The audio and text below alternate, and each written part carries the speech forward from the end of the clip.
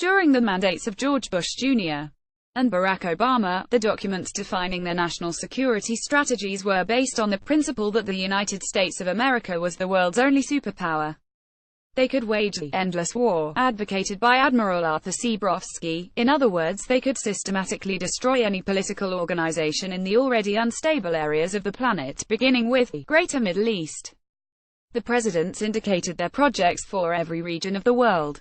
All that the unified fighting commands had to do was apply these instructions. Donald Trump's national security strategy breaks almost entirely with this literature. It conserves certain of the mythological elements of these previous mandates, but attempts above all to reposition the United States as the republic it was in 1791, which is to say at the moment of compromise with the Bill of Rights, and no longer as the empire that it became on the 11th of September 2001. The role of the White House, its diplomacy and its armed forces is no longer to rule the world, but to protect the interests of the people of the United States. In his introduction, Donald Trump marks his difference with his predecessors by denouncing the policies of regime change and world democratic revolution adopted by Ronald Reagan and managed under successive administrations by Trotskyite senior civil servants. He reaffirms the classic realpolitik as declared by Henry Kissinger, for example, founded on the idea of sovereign nations. The reader will however keep in mind that certain intergovernmental agencies of the Five Eyes Group, Australia, Canada, the United States, New Zealand, and the United Kingdom, such as the National Endowment for Democracy, are still directed by Trotskyists. Donald Trump distinguishes three types of difficulty that his country is going to have to face. First of all, the rivalry with Russia and China. Next, the opposition of rogue states, North Korea and Iran in the respective regions. Finally, the threat to international law embodied by the jihadist movements and transnational criminal organizations. Although he too considers the United States to be the incarnation of good, he does not diabolize his rivals, adversaries and enemies, but attempts to understand them, unlike his predecessors. He once again uses his slogan, "America First," and makes it his philosophical foundation. Historically, this formula is still associated with support for Nazism, but this is not its original meaning. It was initially a way of breaking with Roosevelt's Atlantist policy, the alliance with the British Empire in order to govern the world. The reader will remember that the first cabinet of the Obama administration gave an excessive place to the members of the Pilgrim Society, no connection with the Mont Pelerin Society, in other words a very private club presided by Queen Elizabeth II. This was the group which piloted the financial après-crise of 2008. In order to guide this policy of returning to the Republican principles of 1791 and independence from British financial interests, Donald Trump poses four pillars: the protection of the people of the United States, its homeland and its way of life, the prosperity of the United States, the power of its armies, the development of its influence. Thus, he does not imagine his strategy in opposition to his rivals, his adversaries and his enemies, but as a function of his Republican and independent ideal. In order to avoid misinterpretation, he specifies that while he may consider that the United States is an example for the world, it is neither possible nor desirable to impose its way of life on others, particularly since this way of life could not be considered as the inevitable final outcome of progress.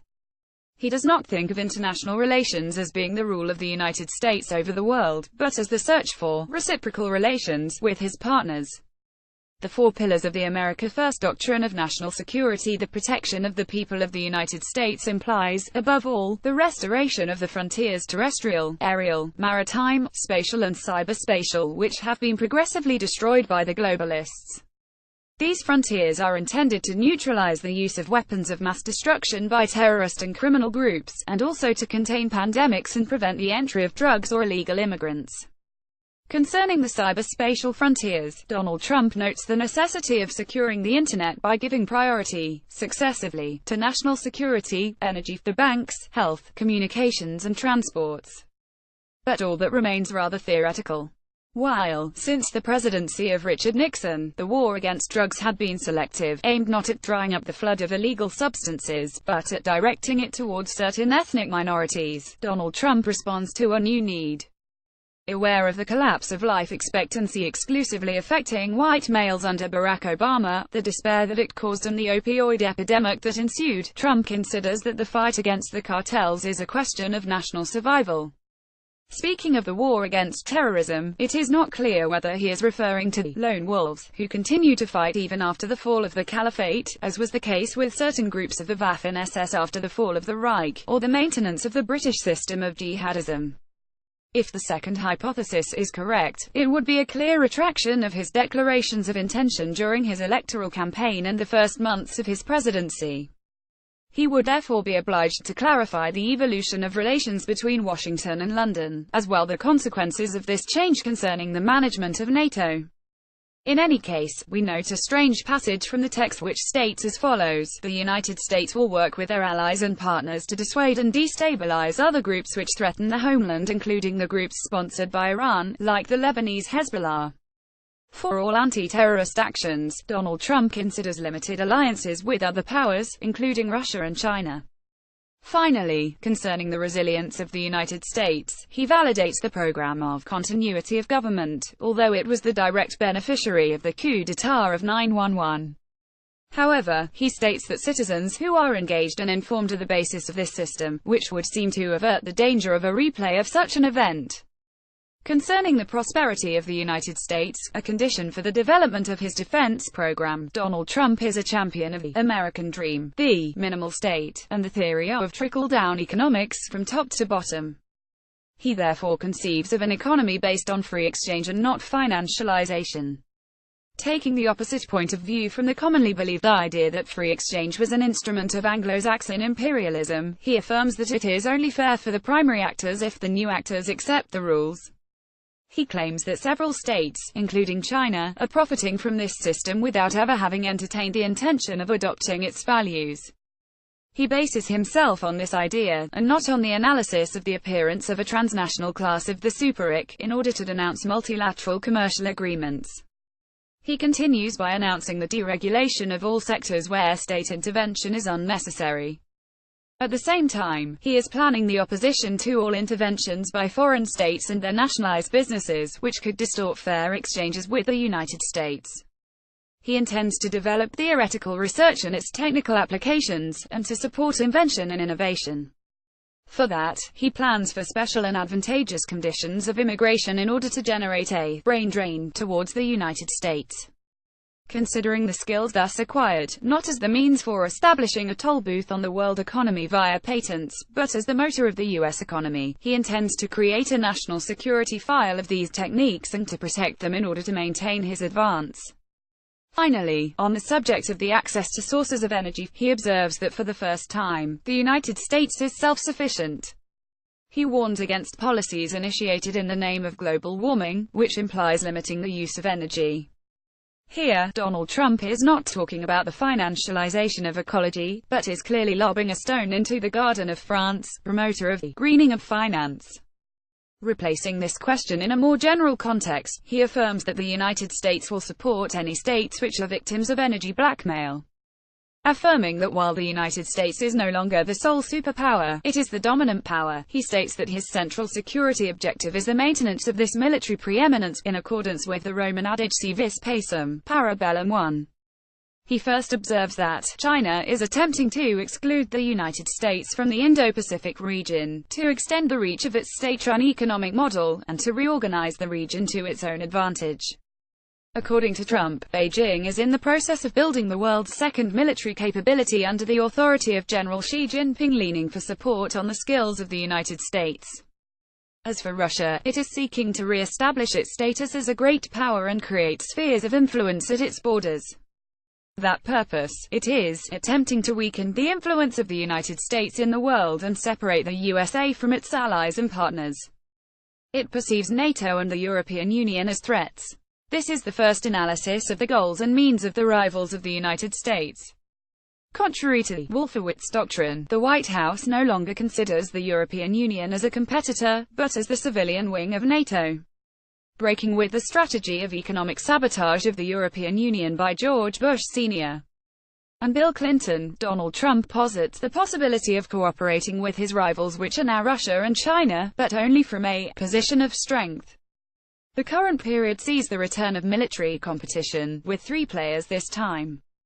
Knowing the tendency of military men to prepare for the last war, rather than trying to imagine a next, it is a good idea to rethink the organization and allocation of the armies while remembering that your rivals will position themselves in whatever sector they choose. We should note that it is not in this chapter that Donald Trump evokes the Pentagon's Achilles heel, but much earlier in the text. It is in his introduction, at a moment when the reader is absorbed in philosophical considerations, that he mentions the new breed of Russian weapons, and in particular their capacity to inhibit the commands and controls of NATO equipment. The Pentagon must renew its arsenal, both in quantity and in quality.